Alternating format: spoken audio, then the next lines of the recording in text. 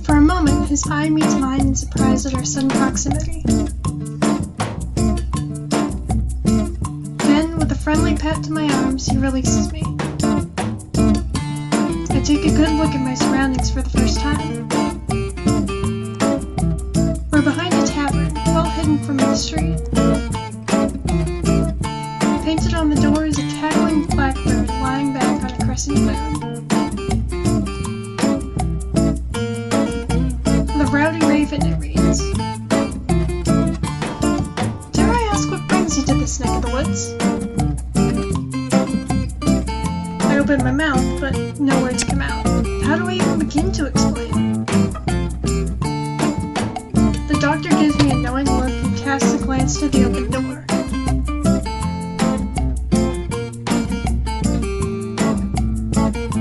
Its warm light glows between us. He turns to me with a glint in his eye. Rumor has it that you're working for the palace. I'm sure, well, by now you've heard some interesting stories about me. I nod. That much is true, if a gross understatement. But you haven't heard my side of the tale, have you? That's true too. All my knowledge is from the Countess's account of the wanted posters and the muddled rumors. Besides, I do still owe you for the reading. Are you thirsty? My treat.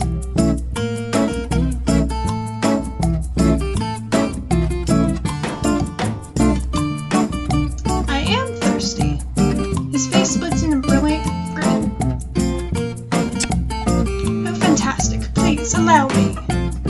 He beckons me up the steps to the door, easing it open and leading me through to the warmth inside.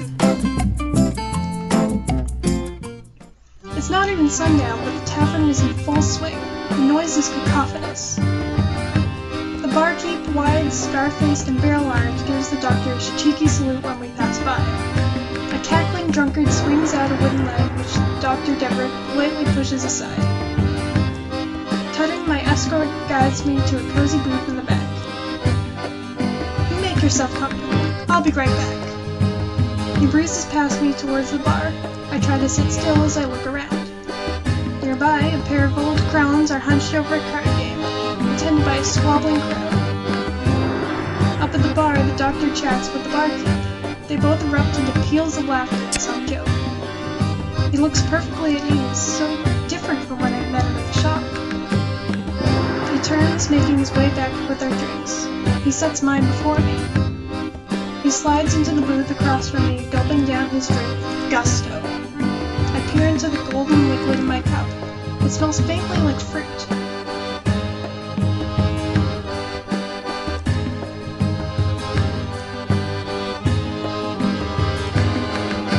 Frowning, I snatch the drink from his spidery fingers and I swab it with mine. The doctor blinks as though he can't tell whether he imagined it or not. I hold his gaze while I gulp it down. Very smart. Never trust a free drink. Fingers interlocking on the table between us, he gives me a coy look. Heat flares under my cheeks. No, I never did get your name. Bree. Ah, Bree. Now that is a name. Such strength, such presence. He offers me his hand, and I take it, not to be intimidated by his leathery grip. The admiration in his gaze triggered the tremor of fluttering pride in my chest. I'm not quite sure why. I clear my throat, looking him dead in the eye. You said you'd tell me your side of the story. Oh, didn't I? How careless of me. He laughs at my incredulous expression. Then he leads back into the booth, long limbs going every which way. Alright, ask anything you like. Wordlessly, I reach into my bag and hand him the scroll from the library. Once he starts reading, the smile slides from his face. He leans over the page, frowning in concentration. Where'd you find this? It was on your desk, in the palace library. He looks away, but not before I see a flinch of pain cross his face. Well, it's a letter, but you knew that. Dear so-and-so. A dear sister? His eye flicks up to me, mortified. You can read this? Not really, but he doesn't need to know that. I shrug non-committally. Ahem, dear sister, I've much to share since I last wrote. Winter's come to the palace. These marble floors are so cold each morning. The more he reads, the more he pauses to massage his temples or to pinch the bridge of his nose. By the time he's finished, he looks wistful, drained. He rolls up the letter and hands it back to me. Absent-mindedly, he reaches for his steam, tossing the rest of his drink down his throat. You have a sister? A wet cough spluttering, and he sets down the empty drink. I do. I haven't seen her since she was this high. His fingers flutter just above the lip of the table. Excuse me. Whisking the empty steins away, Julien heads back to the bar. Shrill bickering erupts from the card-playing crone's table. Julien whispers to one of the crones as he passes by and taps a single card in her hand. The card is played, throwing the crowd into chaos. Julien ducks away just as someone douses him with their drink. He's still wiping it off, chuckling when he returns to his seat.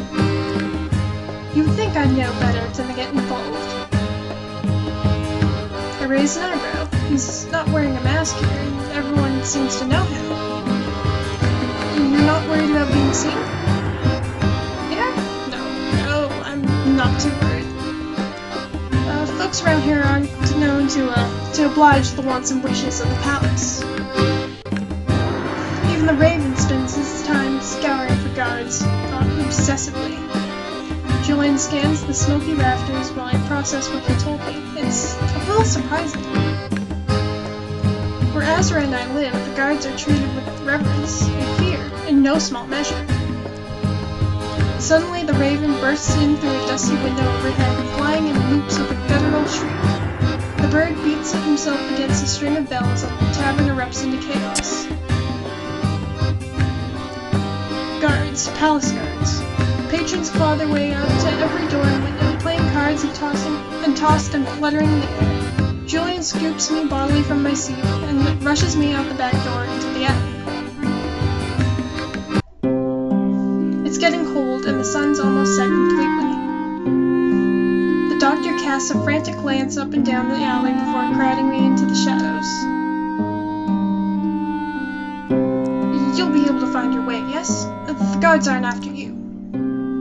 I nod. He clasps my upper arms and looks deep into my eyes.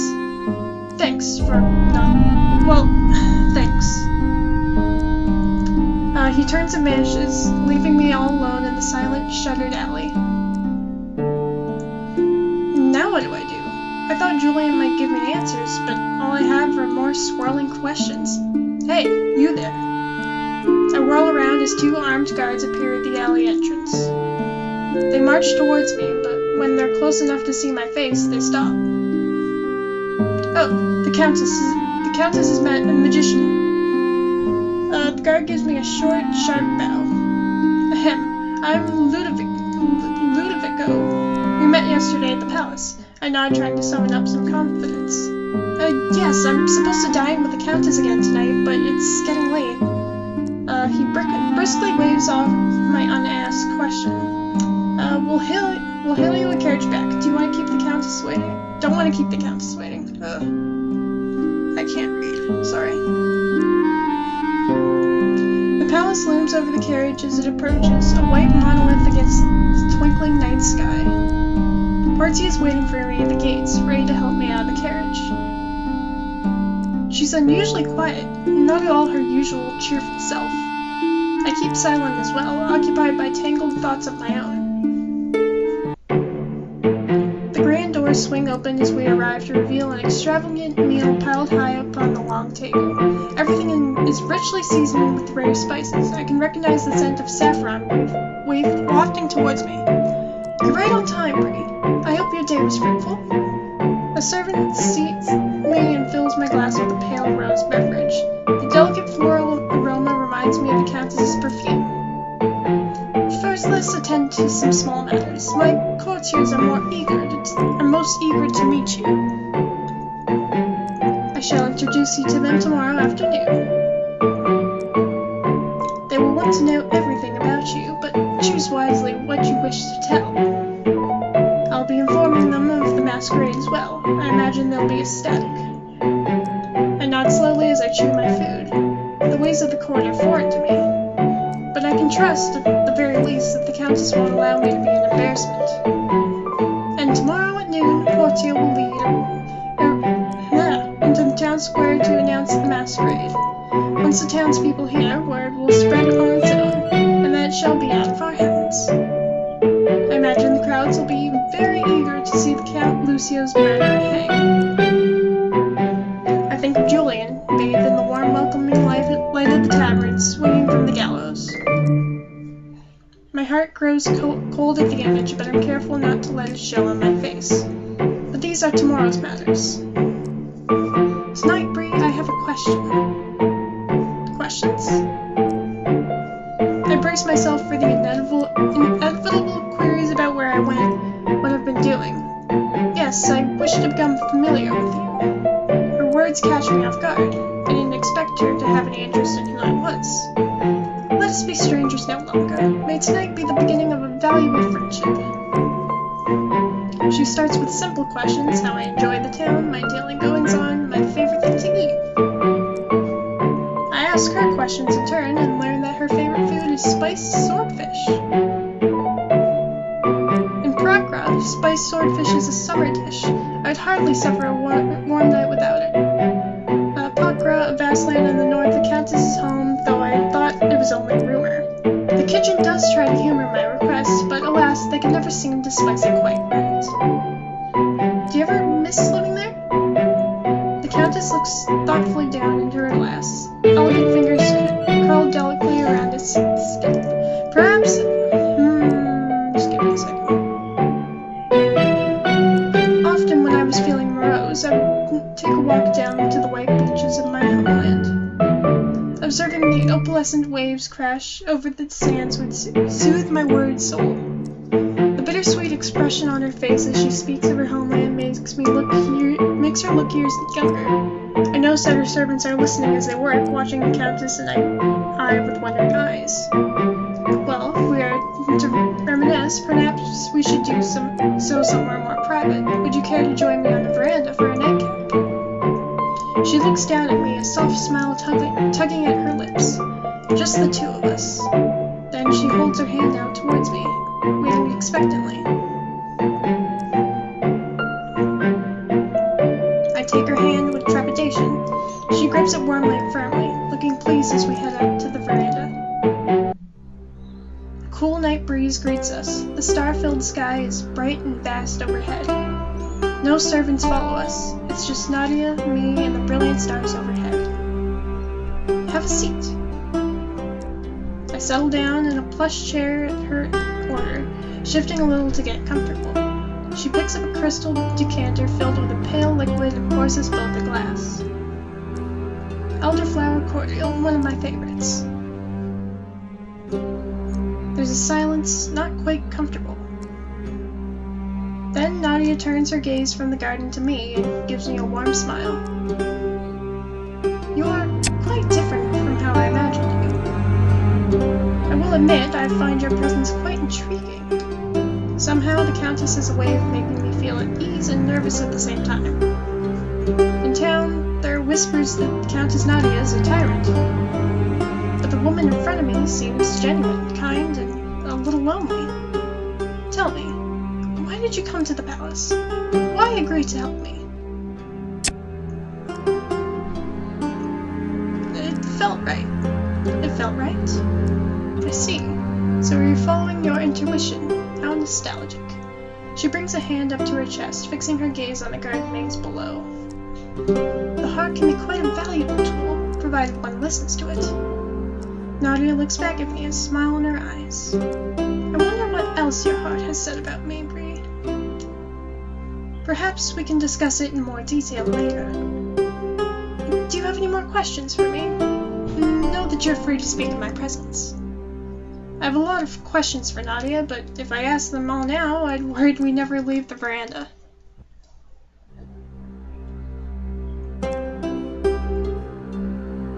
Why me? It's hard not to wonder what made the Countess come to my door. She mentioned a dream, but she's already put so much faith in me. A prudent question. You're wise to wonder at my motives. When I came to your door, I was looking for an answer. I thought you might be it. If I'd arrived that night and found you wanting, I would not have invited you here. But there's something about you. I believe you are worth the risk.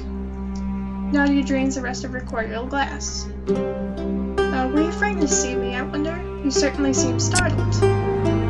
But you've nothing to fear, I assure you.